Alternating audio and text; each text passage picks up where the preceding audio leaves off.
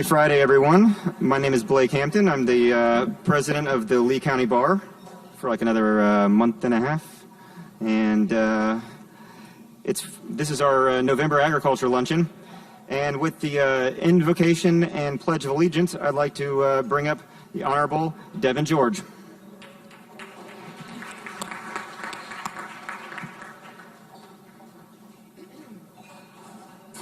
I'm not sure which the order should be, so probably we'll start with God.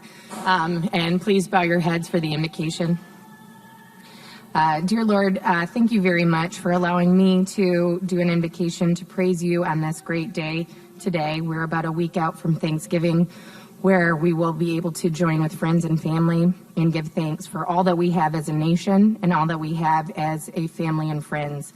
We want to thank you for giving us this bountiful nation. We are honoring agriculture today, which most of us would not be able to eat without the services and the sacrifices that those involved in agriculture give us. Please make sure to be there for everybody during this season, and thank you very much for the bountiful gifts that you give us. In your name, amen. And I guess now country. I pledge allegiance to the flag of the United States of America and to the republic for which it stands, one nation, under God, indivisible, with liberty and justice for all. Happy Thanksgiving, everybody.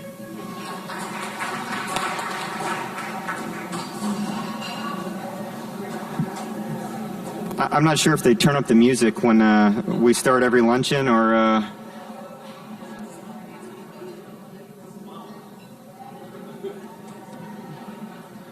Sorry. Can we...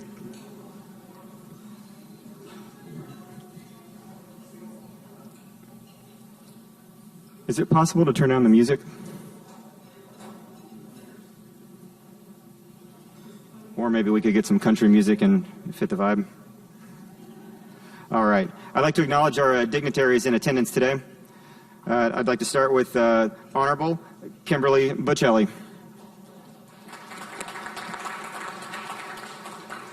And Honorable Robert Branning. Honorable Devin George. Honorable Archie Hayward Jr. Honorable Shannon McPhee. Honorable John McGowan. Honorable Gilberto Perez. And Honorable Kathy Smith. Oh, we got... Oh, and sorry, Eden Norton. I don't have my glasses on. I can't see. All right. Now I'd like to recognize our annual sponsors, and please, if you would hold your applause until the very end. I'd like to start with Copy Lady. I paused, so I kind of faked everybody out with the whole, like... All right.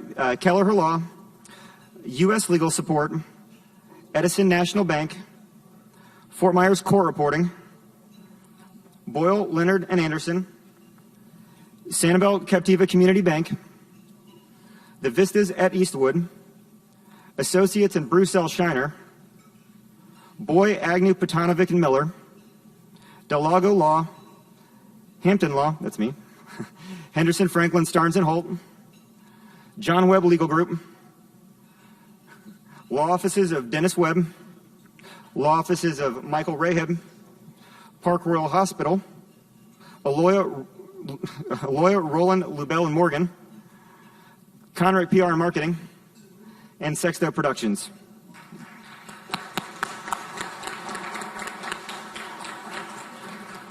All right, and now I would like to welcome to the podium for a quick announcement from the Lee County Bar Association Foundation, John Webb.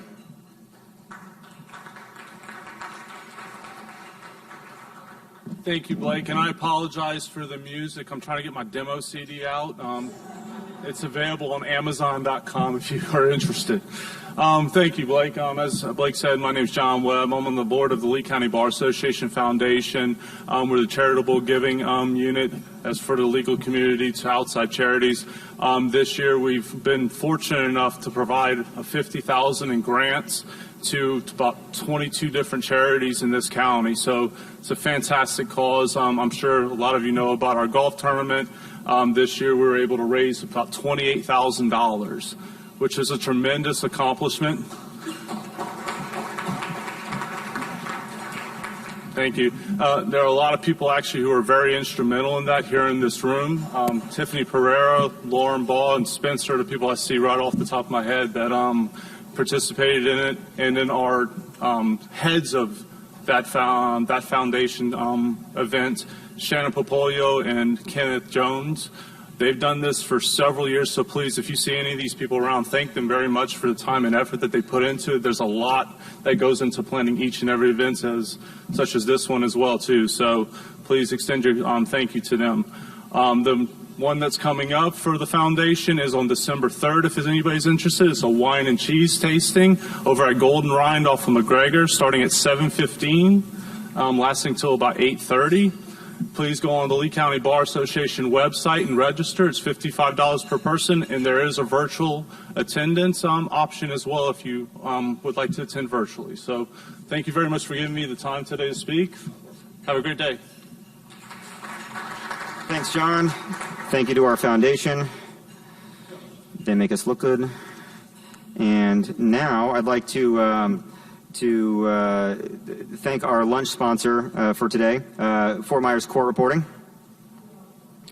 And I would like, yep, all right, yeah, that's clap. And Jackie Burrell was not able to attend, but also thank you for your sponsorship as well. So we'll give a round of applause anyways. Or she is? Oh, I thought I heard something. All right. Now I'm going to introduce our moderator for today, and that is our current president-elect. We came up with this idea last December to have an agriculture luncheon, and she put this together, and it's looking pretty good. So I'm excited to hear what our panelists have to say.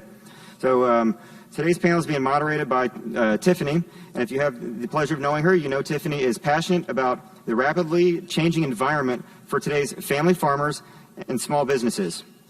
A background as a competitive equestrian, I didn't know that, and ties to the horse world led Tiffany into a transactional practice that focuses on small equine and farming businesses. With this year coming to an end, I thought a panel on agriculture in our community and beyond would be a great step into next year. Please join me in welcoming Tiffany to the podium.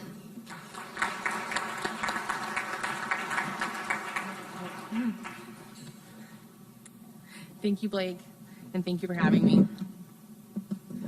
I'm honored to moderate a panel today on a topic that is important and relevant to all of us, but can easily fall to the wayside: agriculture. From the food on your plates to the water behind us, Florida's agricultural climate has a hand in all of this. While we have limited time today and can barely scrape the tip of the iceberg on this mammoth of a topic, I know our speakers will be able to cover a variety of heavy-hitting topics quickly.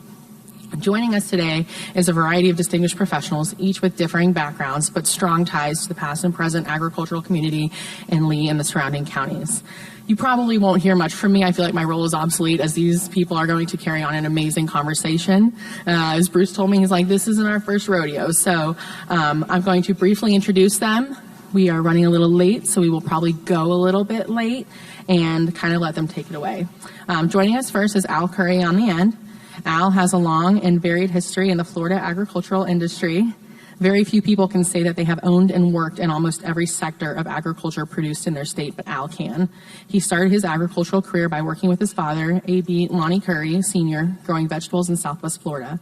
Al then expanded into raising cattle, running a herd of more than 500 head for quite some time in the LaBelle-Immokalee area.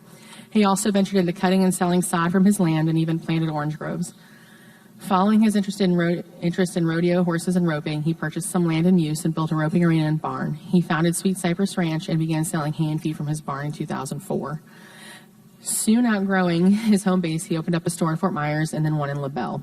Today, Al enjoys hosting barrel races in his arena and running Sweet Cypress Ranch, which has grown into a successful feed and ranch supply business and continues to expand.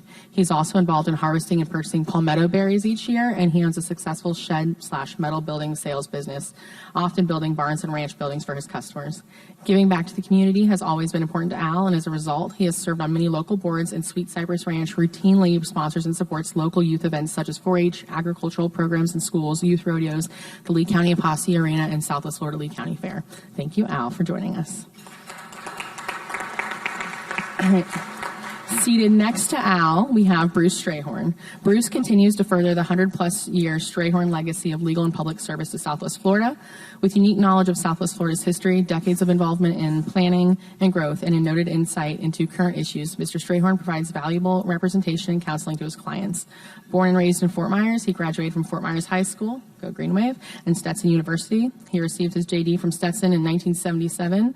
Why are you going to admit people that? You know, you look a lot younger. And was admitted to the Florida Bar as well as the United States District Court, both Southern and Middle Districts in the same year.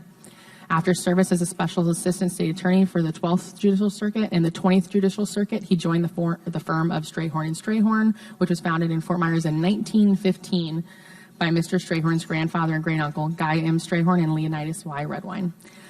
Mr. Strayhorn has been actively involved with both Southwest Florida and the City of Fort Myers growth. Mr. Strayhorn presently serves as chairman of the Fort Myers Housing Authority Board, on which he was originally appointed in 1988. Thank you for joining us. Okay. Next to Mr. Strayhorn, we have my new role model, Miss Catherine English. Kate English joined Peavies Law Firm in 1994 and became a partner in 2000. Her practice concentrates on agricultural, environmental, and land use law with an emphasis on seeking and protecting entitlements for larger properties to maintain value and productivity.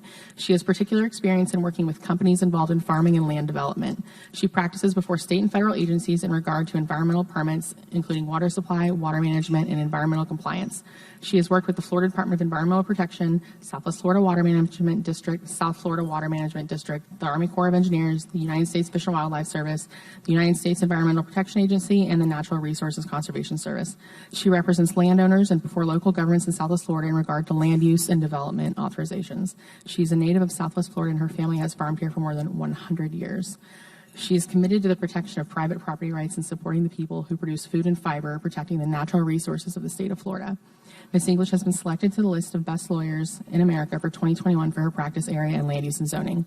Thank you for joining us, Ms. English. And last but certainly not least, we have Ricky Pritchett. Ricky is a third-generation native to Lee County and currently lives in North Fort Myers with his wife and 3 daughters. His family has been in Florida agriculture for over 70 years and currently have a cow-calf cattle operation on 3,000 acres in Lee and Charlotte counties.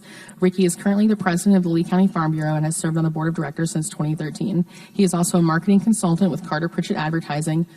I know some of you need billboards. Please come see him afterwards. And a graduate of FGCU. You may know the Pritchett name for a variety of reasons, but if you're racking your brain as to why, one popular one is the Southwest Florida Eagle Cam. Thank you for joining us, Ricky. Okay. Okay. To begin, Ms. English, can you please provide a summary of the current state of agriculture in Florida? How did we get here, and what are some of the primary concerns right now? Where has Lee County been, and where is it now in terms of farm size and income? Thank you, Tiffany. And I know I speak on behalf of the entire panel today. We really appreciate the opportunity to come speak to the Lee County Bar Association on our favorite topic. I'm going to set the table a little bit, but with the statistics, I will try not to make them too long or too boring. And then we'll jump into a conversation, because I think with this group, none of us have ever been particularly shy about expressing our opinion, so I'm looking forward to this discussion. In 1930, in Lee County, there were 382 farms on a little over 16,000 acres, and the average farm size was 42 acres. The population of Lee County at the time was a little less than 15,000 people. At the peak number of farms in Lee County, that would have been about 1950. Population was 23,500 people. We had 393 farms 177,000 acres in active cultivation, so 35% of the landmass in in Lee County at the time was being farmed, and the average farm size was about 450 acres. Flash forward to 2017, which is the most recent year that we actually have agricultural statistics for Lee County. There were 800 farms, 87,000 acres in cultivation, and the average farm size was 109 acres. But we need to kind of keep in mind that actually the median size of those farms, which is a different way of getting to the average, for those of you who are math impaired, I would include myself in that list since I'm an English major, had to look it up, is 10 acres. 85% of the farms in Lee County, 88% of the farms in Lee County now are under 100 acres. And 68% of the farms in Lee County generate less than $25,000 a year of gross farm income. What that means is this, or my millennial children explained this term to me, but essentially farming is a side gig. Farming is a culture. Farming is a lifestyle. And for many of us who are farming properties that were homesteaded by our grandparents or great-grandparents, it's a legacy, but it's also a challenge. And the world that we live in now is extremely challenging for agriculture. And when we talk about agriculture, I think today, what we're thinking about is commercial agriculture versus homesteading or hobby farming. Here's where the cut line is. If the farm animals that live on your property have names, you are homesteading or you are hobby farming. I have flap tag 38, not Bossy. So that kind of helps you understand where we are. Lee County has a long and rich farming history, but the biggest challenges we're facing in farming right now are actually, for Florida, are actually international trade. We grow 300 commodities in the state of Florida. None of them are program crops. What that means are none of them are supported by the federal government. So when we look at what we're dealing with, the changes that have come with the North American Free Trade Agreement and its successor agreements mean that we are really struggling to maintain market windows where we can profitably sell our products. Just because it's in your grocery store doesn't mean it was produced in the United States. But with that, I will throw that open to the panel. Who wants the mic next? Well, thank you, Kate. And let me set a little foundation as I see Ricky Pritchett at the far end. In 1966, Ricky, my uncle told me, let's go buy one of Dick Pritchett's expensive bird dogs. So we loaded up the butt-headed Jeep, and we drove over to your grandfather's. And I didn't know there was this much money in the world. My Uncle Orville laid out 5 $100 bills and bought one of your grandfather's finest bird dogs. Now, it turned out it was a field trial dog, and he didn't know what a field trial dog was, and it ranged a little far, and let's just say I'm glad that dog didn't have a name because it didn't last in our stable very long. Now, and Miss English, of course, my grandfather used to say, well, when I came here in about 1910, I was met in Alva by the English family. So that's long they've been here in the area. And Mr. Curry and I, without going into different events that we've been to and clubs that we've joined, have a long history in Southwest Florida.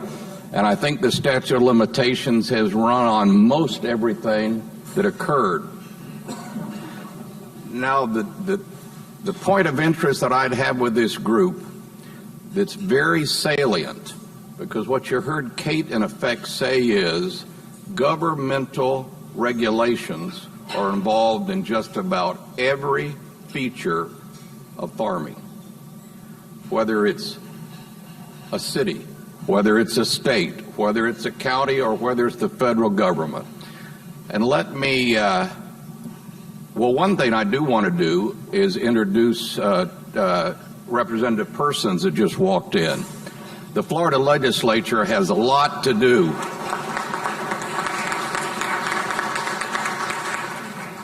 The Florida legislature has a lot to do what we see today in the laws of Florida regulating agriculture.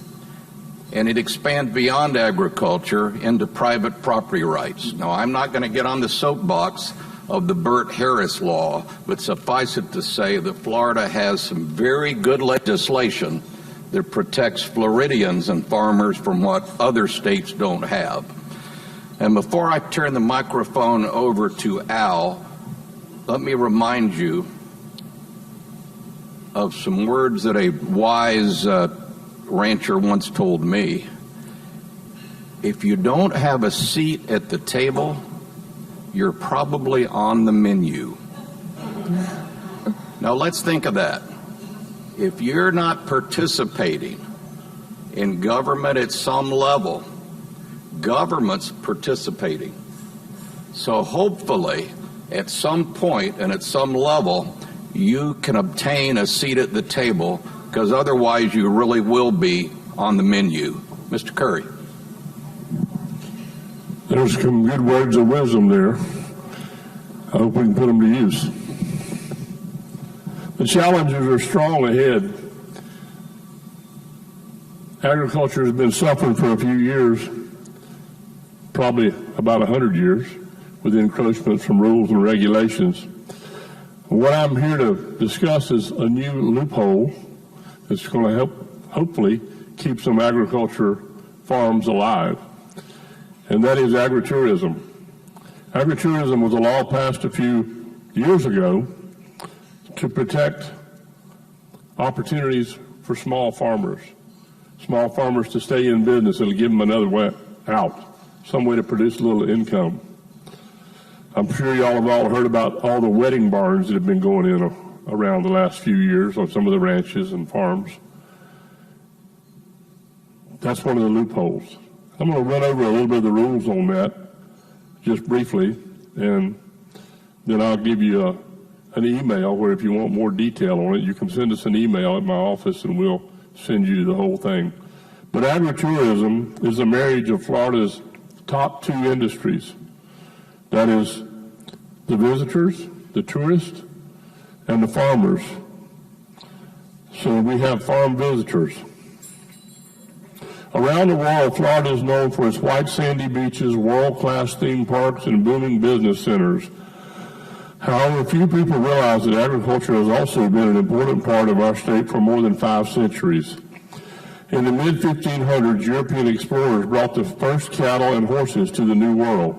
Over the next few decades, these herds grew and eventually birthed Florida's finest industry, agriculture.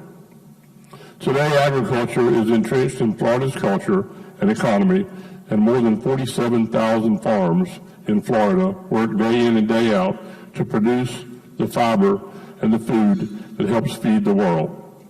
Florida farmers and ranchers produce a variety of products. Like she said, nearly 300 products come from Florida that your mother and your doctor will be proud to have you eat.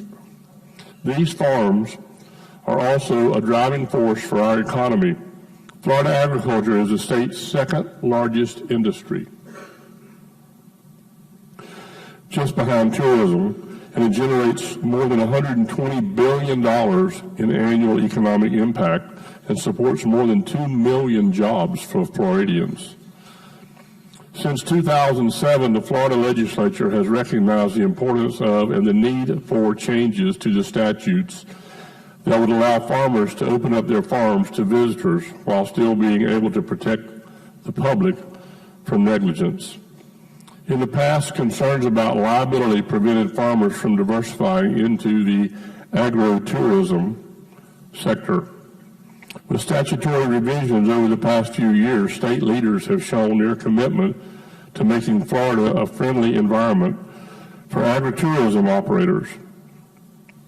It is the intent of the legislature to promote agritourism as a way to support bona fide agriculture production by providing a secondary stream of revenue and by educating the general public about the agricultural industry. It is a local government may not adopt or enforce a local ordinance, regulation, rule, or policy that prohibits, restricts, regulates, or otherwise limits an agritourism activity on land classified as agricultural use.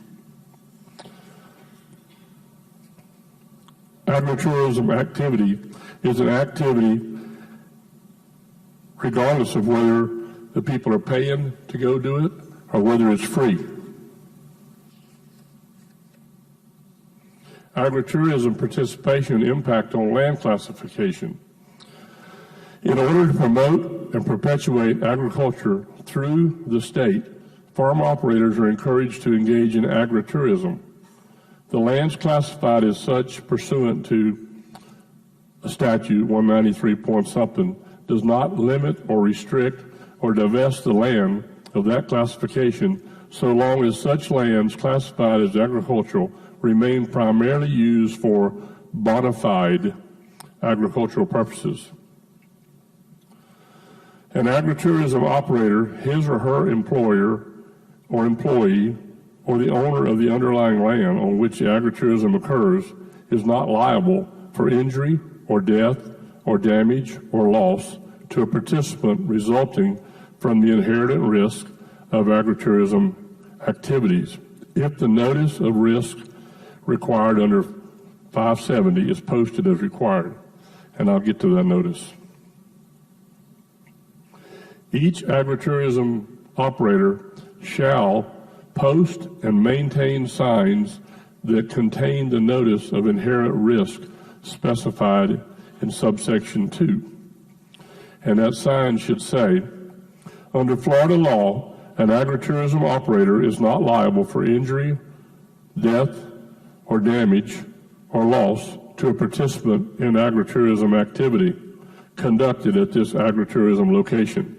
If such injury, death, damage, or loss results from the inherent risk, the agritourism activity, I lost my spot. In the inherent risk of agritourism activities include, among others, risk of injury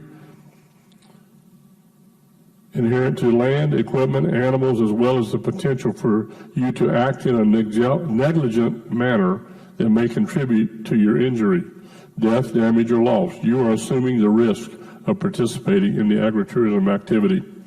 I bring that all up just to kind of lay out what's going on with the agritourism. Because of that law, for years we've had a sign that Florida statute so-and-so says, if you come ride a horse in my arena, and I have them at my gate and I have them at my arena, that says you're kind of taking on that responsibility. You know that a horse can hurt you. You know that a bull can run over you or a cow can kick you or things like that can happen. So those signs are posted so that when somebody rides at my place, they know they're kind of riding at their own risk because they've been warned. And the law says I cannot be held responsible. Now, if I do something negligent, if I say, hey, is this your first time on a horse? And you say, yeah. I say, that's great. I got a horse that's never been ridden before. How about riding him? But that's not what I'm supposed to do. So anyway, that's kind of what I'm here to try to represent, is the fact that there's been some laws changed and people are using this. They're using the agricultural tourism, the agritourism, to help subsidize their farms, and it's a great thing. One of the things that I've kind of found out just recently is if I have a farm and a ranch and I'm in the hay business, and during part of the year my hay barn's low enough I can have a wedding, then that's agritourism. So I can stay classified because my main business is agriculture. I'm in the cow-calf business. But if I go out there and build me this big fancy barn or whatever that's designed for weddings, then I better be careful, because if I don't stack hay in that barn 51% of the year or during a certain season, then I may lose the ag tax classification on that barn. And that's a new thing that's just coming out recently. I've got a name, Timothy Riley in North Florida. I've got his contact information. He was very much involved with writing these laws As you can see, there's pages that go along with it. And I'm not going to get into all of that. I just gave you some little excerpts of how we got here. The only other thing I want to brag a minute, we're talking about where everybody came from. One of my claims to fame is my grandmother and grandfather on my dad's maternal side came as indentured servants on a sailing ship to Florida in 1768. They landed at New Smyrna, and they worked for 7 years in a grape vineyard to pay off their passage to a new world. And when they got released from their servitude, they moved to St. Augustine.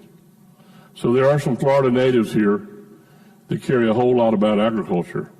The big thing is our grandparents made a big mistake a long time ago when they kept the good, fertile agricultural land for oranges and watermelons and sugar cane in the middle part of the state and let all the newcomers get that old sandy beach stuff close to the ocean.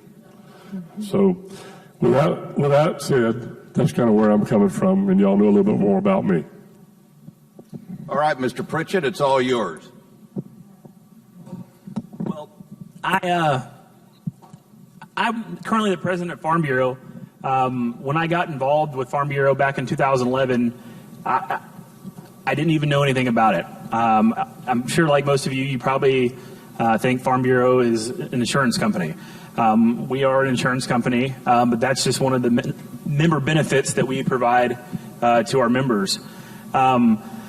What we do is we do a lot of lobbying, a lot of advocating in Tallahassee and on the federal level for farms and ranchers all across Florida. We try to educate kids about the importance of agriculture. It'd blow your mind how many people you ask nowadays that really have no clue where their food comes from. And that this state actually is such a big player in the agricultural game. You know, I think there's 330 million people in the country that they have to eat 3 times a day. You know, you can go a long time without your cell phone. You'll make it. You know, you'll still live if you don't have your cell phone, but you won't make it without food. So I mean, agriculture in Florida is very important. I mean, it is across the entire country, but like I said, Farm Bureau is a great organization. Can you maybe tell us some situations where the Farm Bureau has stepped in locally to help maybe an agritourism type business? You know, a couple of years ago, we actually did help a small agritourism operation here, actually in Fort Myers. They were having some code enforcement issues. As Al said, agritourism operations are exempt for most typical permitting and things like that. So we actually helped this particular entity deal with their code enforcement issues and helped them through. We actually helped draft the agritourism ordinance. I think it was in 2015. We were a big part of that. You know, there's a state law, but then Lee County had to develop their ordinance, so we were a big part of that. Just to put into perspective, in 2017, which is the last year the USDA did do an agricultural census, 116.5 million people visited Florida for state agritourism attractions such as U-Pick farms, ranches, vineyards. I'm sure half the people in this room take your kids to Farmer Mike's to take a picture on the pumpkins in the fall, and that is agritourism here in our community. In 2019, Lee County accounted for $104 million. Lee County, I mean, we're in Fort Myers. Think about Lee County, how big it really is. $104 million of the state's agricultural products sold, making us the 21st out of 67 counties. The 20th Circuit, those 5 counties produce $743 million in agricultural producibles. That's a $750 million. Kate, what do you, well, really all panel, but I know Kate's got some good numbers on this. How are we actually doing? What do you expect to see happen to these numbers in the production here? And on that note, when you go to the stores, anything that you see actually produced here right now? Well, this time of the year, most of what you see in Publix is going to be produced in Florida. When you look at sweet corn, if you're serving sweet corn for Thanksgiving, it's coming out of the Everglades agricultural area this time of the year. If you're eating salad greens, it's coming out of the Everglades agricultural area this time of the year. If you're eating oranges or grapefruit. It's coming from Florida this time of the year. Here's what's not coming from Florida or even the United States this time of year. Asparagus. If you're eating asparagus right now, it's coming from Peru. When we talk about the challenges of collapse of market windows and the challenge of international trade, it used to be that if you ate tomatoes during certain times of the year, they were coming from Florida. When the North American Free Trade Agreement passed in 1994, Mexico had about 25 acres of greenhouses. In 2020, because of support by the government through tax incentives and outright grants, there are 267,000 acres of greenhouse in Mexico, meaning that they can grow the things that used to only be grown in Florida during certain market windows, tomatoes, peppers, other things like that, get produced year-round now. They're exported to the United States year-round now. If you're not reading the labels when you are in your grocery store of choice, you don't know where your food is coming from. You will, if you're eating strawberries certain times of the year, those strawberries are not coming from Florida. Everybody talks about Florida strawberries. They're amazing. They're incredible. But look at your labels carefully because the food's labeled. You just need to read it. But you may be very surprised at what you find when you read those labels. Here's the other reality. Florida farmers work really hard to comply with the laws and the rules to protect their workers, to protect water supply, to protect water quality, and to produce a safe, healthful food supply. One of the challenges that I have is I don't know what some other countries do with their fruit. I will give you one anecdote. I spent about a month in South Africa about 20 years ago, and I kept in touch with some of the growers who were there. And my family's grove, as is every other grove in the state of Florida, is struggling with a disease called citrus greening.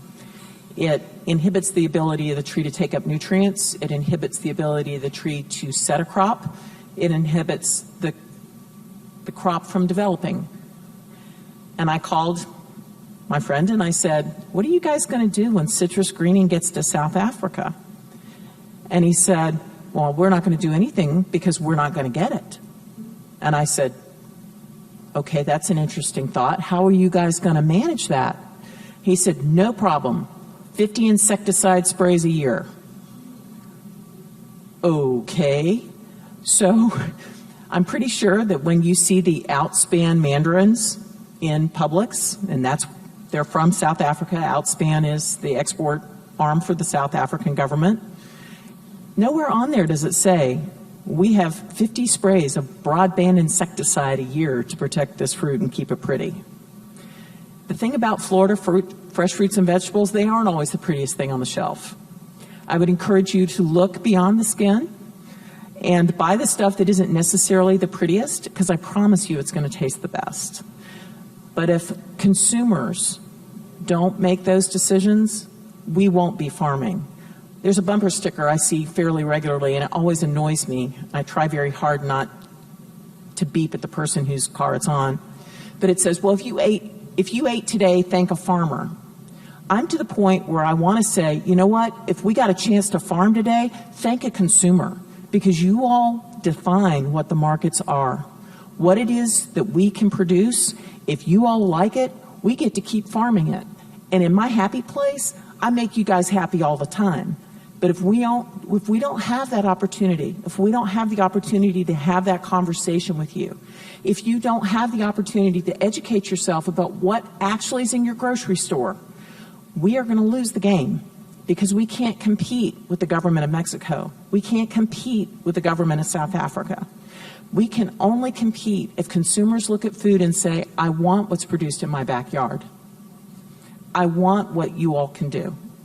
And recognizing that making those choices also support the social choices that you make when you go to the voting booth and pull a lever. Well, we don't pull levers anymore. Now we blacken in circles. But when you make your decision on who to vote for, those things matter.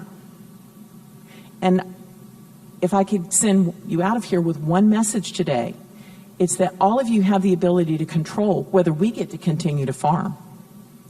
And we really hope that you make the decision that is in favor of us, but we recognize that that power lies with each of you.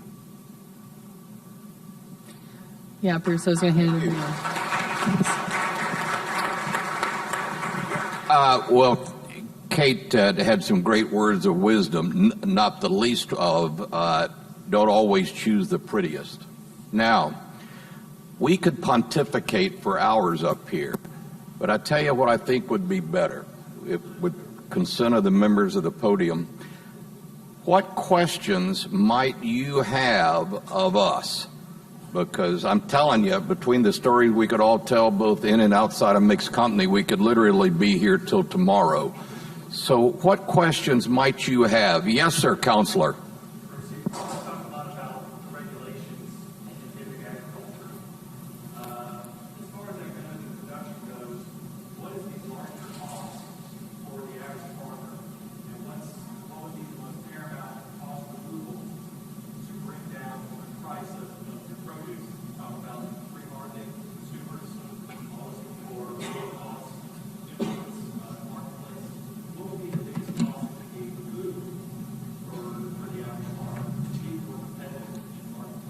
Well, first let me give you the 50,000 or the 30,000 foot level. Back to where we started and where Kate closed. Regulations at different levels are probably the largest single cost because they permeate, whether it's the insecticide rules, whether it's the agritourism, whether it's the type of fence you're allowed to build in a municipality, which incidentally many municipalities you can't build barbed wire, you can only use what Ricky and I call hog wire. But what we fail to see is the fruit that Kate referred to had government regulations. Now, I'm not against all government regulations because you heard what Kate said. We're sort of fortunate that if we know it's here, there's been some limit on how many insecticide treatments that might have been done. But let me pass it on to Kate or Ricky because I think the largest single is, again, the cost of government regulation. And before I give up the microphone, Counselor, I think you've had some experience with both the good and the bad of agritourism. And I want you, Matt, when we answer your question, to tell us a little bit about the full story of some of the stuff you've seen with agritourism. Kate? I want to hear this story of Matt's got right. That's a hook right there. I heard that one. Yeah. Go ahead. Tell us all about it. Matt, come up. Yeah. Come on, join us. Yeah, give him a mic. We'll just give you an hour. So without going into names or parties involved, it's all public record, I suppose. With every regulation and every good intention, there is an unintended consequence and an abuse with that process. The most damaging to farmers who do play by the rules and who do have their bona fide agricultural use, which, as Mr. Curry talked about in the regulations, is a prerequisite for agrotourism. First, you must have a bona fide agricultural use of the property that must be the primary use of the property. And then you may branch into alternative sources of income or income streams, your weddings, your U-Pick farms, your Rosie Tomorrow's restaurants, things like that, where we have seen abuse and where I have seen it and dealing with cases firsthand is, as farmers will appreciate the analogy, putting the cart before the horse, where you have the alternative use as the primary, and then you tag on some, there's no other word about it, some fake or phony agricultural use to try and bootstrap your alternative use. So when a property owner, hypothetically, is in the wedding business or the wedding industry, and they say, geez, this is a really strong trend in the wedding industry to have these barn weddings. How can we expand our services for our wedding industry and get into this hot trend of barn weddings? Well, I'll tell you what, I'll go buy a property out in North Fort Myers or Alva or Buckingham, for instance, that would make a great spot for a wedding. And then I'll throw a couple cows out there, throw a couple cows out there. Maybe I'll plant some tomatoes, and then I'll apply to the tax collector for my ag exemption. And hey, bam, I'm a farm now who just happens to throw weddings. No, you're not. And so the frustration that comes for a lot of bona fide agricultural uses and farmers where they have put blood, sweat, and tears for years into actually farming the right way and having their bona fide agricultural use done the right way, where the abuses are coming in for these folks who want to cut through loopholes and try to stage a phony agricultural use in order to bootstrap their alternative use, which is never the intended purpose of agritourism. It's to use the word, it's a perversion of the statute and the ordinance that really takes advantage of bona fide farmers and gives the practice truly a bad name with neighbors and a bad name and a bad reputation for those who use it honestly. That was my experience, and I am full-heartedly with you guys, as that is a terrible, terrible outcome and stamp of abuse that needs to be completely removed. Thank you, Matt. I sure wish Matt Caldwell was here. Comment on that might be, better is not always better for all. For some, better is worse. So just remember that there's two sides, because I know that Matt had seen one of the cases I'm familiar with where well-intentioned turned out to be the antithesis. We invited Matt Caldwell, our property appraiser, to be here today because this is a very hot topic, but unfortunately he could not join us, so we will probably dive into that later on in the year. Bruce, farming for over 100 years, a lot of things have changed. Can you maybe tell us a little bit about how your family's farming has changed as a result of all of these changes? Well, great question. Kate and I were relating this, that I think she used the word side gig. When I was very young, my grandfather had me out and I was fixing some fence. He was supervising from the front seat of the truck, which I've learned is one of the better jobs, to sit in the front seat of the truck and supervise. But unfortunately, I had not grown to the point of being able to do that. And I said, boy, this cow business is pretty good. And he said, sure is. And I said, so, and we're all lawyers. He said, well, somehow we have to make a living to be able to be a cowman. So at no time has it been a consistent income. Now, Al and Lonnie and a lot of us and Johnny Johnson, we can go back to, we had some great years in tomatoes or watermelons. And I think one time I was with your dad and Johnny in Vegas, and we were going to the crap table, and I said, boy, that's a pretty big gamble here. And I think it was Johnny said, tomato farming in Immokalee is a gamble. This crap table is a sure thing compared to tomato farming in Immokalee. So the moral of the story is, it's always nice to have something else. Most of the farmers that you know will have some regular farm area, some groves, some cows, maybe a little hay. So they're not putting all their eggs in the tomato basket, for instance. And once in a while, I think I mentioned to Tiffany, traditionally farmers haven't had the pensions, the 401ks. Their 401k is that quarter section of property they have on Alico Road that somebody just made an offer to turn into a residential development. Now, rather than criticize that farmer, that's his or her life.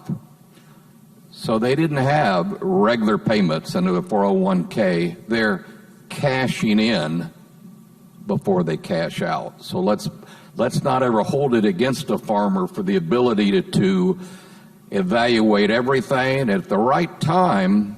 Sometimes it's time to sell and move into another enterprise. Okay. Well, I'm going to go a little farther than that, because here's the reality. And I promised I wouldn't do this, but I'm doing it anyway. We leverage urban development in the state of Florida on the backs of farming in the rural portions of urban counties and on rural counties. We expect those areas to protect wildlife. We expect those areas to protect water. We expect those areas to, frankly, also handle the garbage and the prison requirements for urban spaces. At the same time, we expect them to, quote unquote, pull themselves up by their own bootstraps. We are leveraging our urban development on our rural spaces. And at some point, that bank account is going to run dry. I will use as an example Hendry County, which is my home county. Hendry County, when I was the county attorney in 2001, had 750,000 acres and generated at 10 mills about $19 to $20 million in ad valorem taxes. That county is now beyond 50% in public ownership. At 10 mills, they now generate between $11 and $12 million in ad valorem taxes. They are a welfare county because they have no choice. They lost hundreds of millions of dollars of economic viability and hundreds of thousands of acres of functional ranch and farmland, which have now been restored for hydrological purposes appropriate for Everglades restoration. I'm not questioning the public policy. I am questioning how we choose to leverage our development and on whose backs that leverage is placed. I'm going to pivot back to the topic of, what happens, what causes these liquidation events, buyouts, breakouts, sellouts? What happens if the next of kin doesn't want to carry on the farm? What about the legacy planning issues for the farmers and this land that happens, maybe they didn't plan properly and all of a sudden you're not farming on this land anymore? And suddenly there's a big tax bill. That's a lawyer question. Yeah, sorry. I was going to... Yeah, Ricky. You're living it, though, Ricky. Yeah. Do you want to talk? Kate, you lead off, because I think the answer is inherent in her question. Here's the reality. Legacy farmland, where you have had multiple generations of a family owning the farm for decades, if not longer. Every generational change requires that family make a decision about how to continue or whether they're going to continue in that space. Some of you may be aware that we had a land crash in 1926 that rivaled the one we had just a few years ago, 15 years ago. At the time, the property that my family still farms in Alva had a mortgage on it. And the world ended financially. And my grandfather's siblings said to him, he was the baby of the family, he was the one who's still living at home, "We'll give you our interest in the farm, but you got to keep the old people and you got to keep the farm running." He took it on. He actually stood off a deputy sheriff with a foreclosure notice and a banker with a shotgun. He would now be in prison in this day and age, but back then Lee County was sort of the wild, wild west and a little more open-minded about that sort of thing. And his mother went and filed for her Civil War widow's pension, and the way that they negotiated with the bank, her Civil War pension was paid directly to the bank to pay the interest on the mortgage. There was a stand of old-growth pine on that property, and when World War II started and the Navy needed it, that's how they paid off the mortgage. My grandfather, understandably, after that point, did not believe in debt. And that was fine until he passed, because he also didn't believe in estate planning.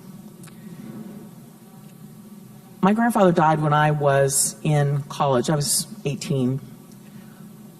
We finally closed that estate because we finally paid off the tax debt on it when I was a partner at Police. It took 18 years. Now, my father and his brothers were all in agreement on that. But what happens with family farmland is you have some family members who look at this and say, this isn't the way I want to live my life. I don't want to take my paycheck and pay my fertilizer bill. I don't want to try to keep making this work. And at that point, the options are buy them out or sell the property and distribute the funds. And that happens every single generation. So every single generation, someone in the family either has to put together the group that's going to keep farming or buy everybody else out. It's a precarious space. So when you hear about some of the tax changes that they're talking about, and you think about what that means for family farms, I have clients who are multimillionaires who certain times of the year when the fruit check or the cattle check hasn't come, they have trouble going to the grocery store to buy a gallon of milk. Don't confuse liquidity with net worth because the two aren't the same. And when you are in that space, you do have to make some hard choices. In my generation, none of us could make a living off the family farm. Yet that was the same property that my grandfather, once he got the debt paid off, lived very well. Sent 4 boys to the University of Florida, took my grandmother on a cook's tour of the world. But now, I would make less than someone who'd been teaching school for 5 years in Lee County if I devoted my life to that farm. You have to kind of keep all those things in perspective. And again, to Bruce's point, it's very difficult when someone finally makes the choice to sell that property and dispense with the legacy to recognize that at that point, for some of us, we see that as a failure.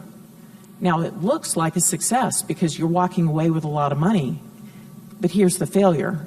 You no longer meet the family legacy and the family requirements. And it's a brutal, hard, difficult choice. And I've helped a number of clients get to that space.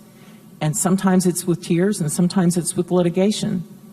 It's never a good thing. There has to be a better way for us to figure out how to transfer farmland in a way that lets people keep farming. Ricky, Bruce, any comments on that? Kind of drove it home. Other questions? You get a free-for-all now. Does anyone have any questions? Oh, yes, ma'am. Or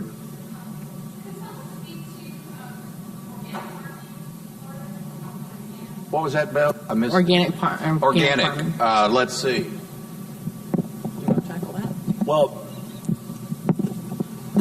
organic farming typically takes about 3 times as much land to produce the same yield. As you know, with our growing population of the world growth, that's going to be a problem. Farm Bureau's stance on that, organic is just, it's great, but it's not going to feed people, and it's not going to feed people at an efficient rate, at an affordable price. Organics is growing everywhere. It's a way for somebody to make their product stand away from another product. An organic tomato seems it has more to market than a regular tomato. That's the Farm Bureau stance on it.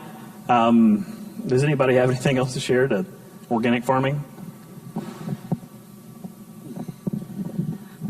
The other thing about organic farming, to a point that was made earlier, one of the challenges of getting an organic certification, there are lots of times people use a term organic without necessarily going through the USDA process to obtain organic certification. So when we talk about abuses of things like agritourism, there are also abuses in the organic system.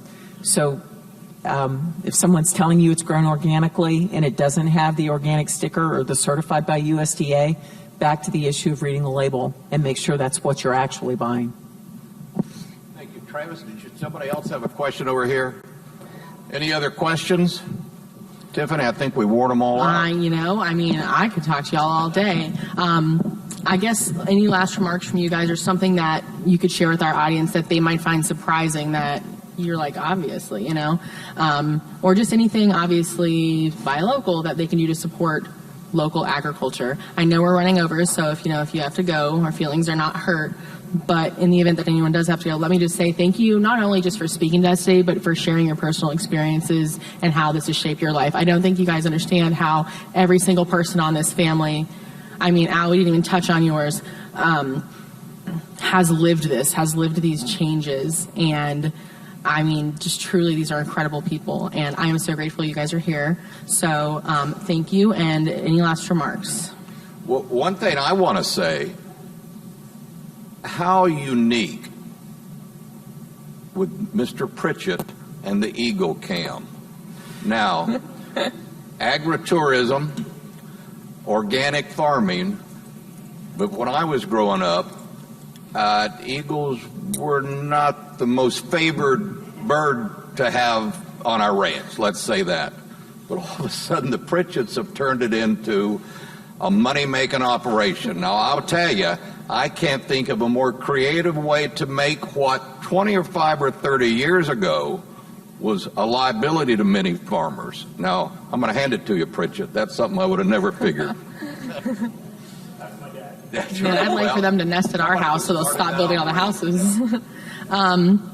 Well, thank you. We have little gifts for you. Actually, I think Kathy had to step out, but our public defender, Kathleen Smith, her husband is a flower breeder. So this is a LaBelle variety mum that you see in front of you today that Lauren was able to get for us. And just thank you so much. Thank you for being here. I'm going to pass it back to Blake for closing remarks. Thank you, Tiffany, and thank you to our panelists. That was very informative. I thought we could have made a life insurance plug when we were talking about farmers and inheritance. I was like, man, where's the Northwestern guy in the back when you need one? All right, so thank you guys for coming out today. Thank you for coming out to the luncheons throughout the year. It's been very special. I've been very honored to serve as the Lee County Bar President, and you'll be in good hands with Tiffany next year. So thank you very much. Our holiday party is December 9th. Yes, I got the date right for once. Yes, the flyers are all over the table at the Edison restaurant. So that'll be my final event as president. So I hope to see everyone there. And happy Thanksgiving. Well done.